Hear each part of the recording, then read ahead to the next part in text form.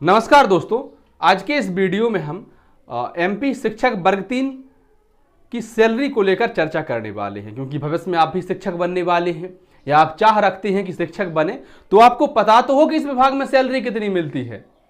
असल में बात यह है कि जब हम किसी भी सरकारी अधिकारी या कर्मचारी से पूछते हैं कि भाई साहब आपकी सैलरी कितनी है, मैं सच बता रहा हूँ, जो आपके परिवार के हैं या आपके घर के हैं वो तो बता देते हैं, बाकी जो दोस्त है या कितने खास दोस्त हैं वो कभी नहीं बता सकते। वो उनसे पूछो भाई साहब सैलरी कितनी मिलती है तुमको, तो कहेंगे हाँ मिल जाती है, बस ये है कि खर्च चल रहा है, गाड़ी बुक कर दी है स्कॉर्पियो एन और प्लॉट ले लिया है वही सनफ्रान के बगल में, ठीक है खर्च चल रहा है, मकान गांव का तो राइट हो गया है। मतलब वो 100 बातें तुम्हें गिना देगा तुमको जलाने के लिए, लेकिन सैलरी नहीं बता सकता तुमको कितनी है।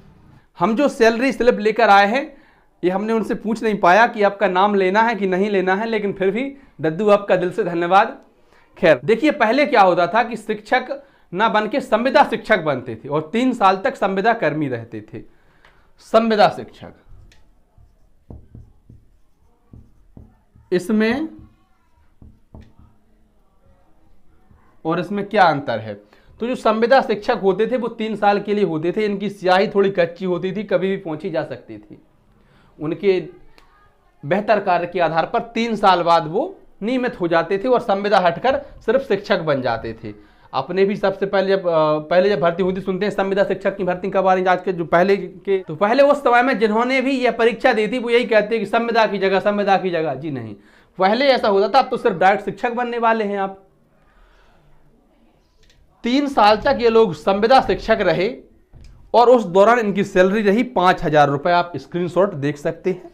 बेसिक पे 5,000 था, ना पे बैंड था, ना डीए, ना सीए, ना सीसीए, ना एचआरए, कुछ भी नहीं था। सिर्फ इनकी 5,000 रुपए सैलरी होती थी और 5,000 रुपए में ही अपना महीने भर का गुजारा करना होता था। इस महंगाई के समय में आप अपने गांव के बगल के गांव में भी अगर आप पढ़ाने जाएं तो भी आपको 5,000 रुपए कम ही पड़ेंगे, क्योंकि अभी तो बेरोजगार हैं, फिर रहे हाफ पैंट पहने, टी शर्ट पहने। लेकिन जब शिक्षक बन जाते हैं तो स्तर बदल जाता है, फिर हमको प्रेस करके ही कपड़े पहनने होते हैं साफ सुथरे। तो 5,000 रुपए में इन्होंने 3 साल बिताए। 3 साल के बाद ये सब मिलियन हो गए। सब मिलियन क्या होगा? 1 मिलियन में कितना होता है? आप कहेंगे 10 लाख होता है। तो अब सबकी सैलरी 10-10 लाख हो गई। इससे पहले आप मुझे गालियां दे, मैं बता दूं कि सब मिलियन का अर्थ होता है अब नियमित शिक्षक हो गए। जब नियमित शिक्षक हुए तो अब इनकी सैलरी देखिए, आपको दूसरा स्क्रीनशॉट दिखेगा। इसमें क्या है कि बेसिक पे है 7740, पे बैंड 2400 और डीए 13,790। तो इस हिसाब से इनकी जो सैलरी बनी वो बनी 23,930। 3 साल के बाद इनकी सैलरी कितनी हुई? आप कहेंगे 23,930। फिर अगले साल सैलरी फिर बढ़ी।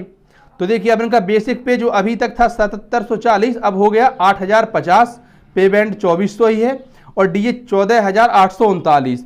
कुल मिलाकर इनकी जो सैलरी हुई वो हुई 25,289। अगले साल देखिए अब बेसिक पे हो गया 8370 और डीए हो गया 16,586। प्रोफेशनल टैक्स भी इसमें लगा 160 का। तो अब जो सैलरी हो गई इनकी वो हो गई 27,356। अगले साल देखिए अब बेसिक पे 27,700 हो गया और पे बैंड बिल्कुल 0 हो गया। डीए भी घटकर कितना बचा? 3324 बचा। तो डीए में ये सबको जोड़कर उन्होंने बेसिक पे में जोड़ दिया। और देखो एचआर भी मिला है इनको, एचआर 314 रुपए। तो कुल मिलाकर जो सैलरी हुई वो 31,308 हो गई। सैलरी फिर बढ़ी और इनका बेसिक पे हो गया 29,400 रुपए। आपको स्क्रीनशॉट देखते चल रहे होंगे। 29,400 रुपए हुआ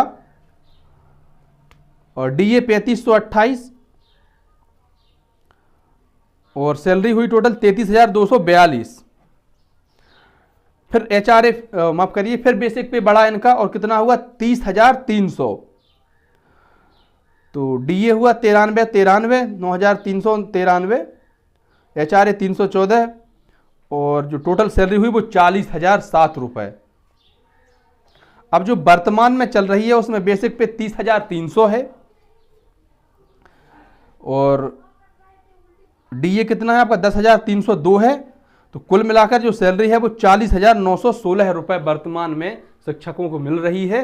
5,000 से सफ़र शुरू हुआ था, अभी 9-10 साल हुई हैं और इनकी सैलरी जो है वो 8 गुना बढ़कर 40,000 रुपये हो चुकी है। तो शिक्षा विभाग में सैलरी बेहतर है। वो एक दौर अलग था जब संविदा कर्मी भर्ती होते थे तो 5,000 सैलरी होती थी और 5,000 में गुजारा करना बहुत ही मुश्किल होता था, चाहे आप खुद के गांव में रहें चाहे कहीं बाहर रहें। पर अब सैलरी देखिए इनकी 40,000 रुपये है और जो कि ठीक ठाक सैलरी होती है। भविष्य में यह भी बढ़ेगी, जब रिटायर होंगे तो मुझे उम्मीद है 1 लाख के ऊपर ही रिटायर होंगे। तो शिक्षा विभाग में सैलरी सामान्यतः बेहतर होती है। धन्यवाद प्यारे साथियों, वीडियो आपको अच्छा लगा हो तो वीडियो को लाइक शेयर करें, अपने चैनल को सब्सक्राइब भी करें। धन्यवाद, जय हिंद।